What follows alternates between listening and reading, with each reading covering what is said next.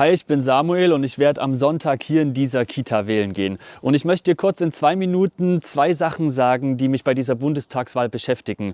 Etwas, was mir Sorgen macht und was mir Hoffnung gibt. Mir macht Sorgen, dass die AfD eine zum Teil rechtsextreme Partei zweitstärkste Kraft werden könnte. Eine Partei, die für Ausgrenzung und Hass steht und die Klimakatastrophe nicht ernst nimmt. Ich kann so eine Partei nicht wählen. Auch weil ich Christ bin.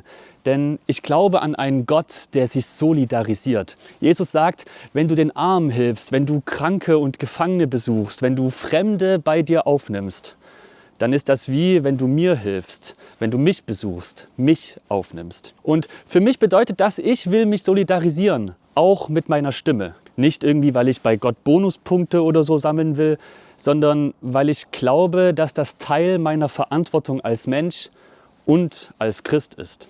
Und das heißt für mich, ich will aufstehen. Aufstehen für soziale Gerechtigkeit, aufstehen gegen Hass, aufstehen für Menschenwürde.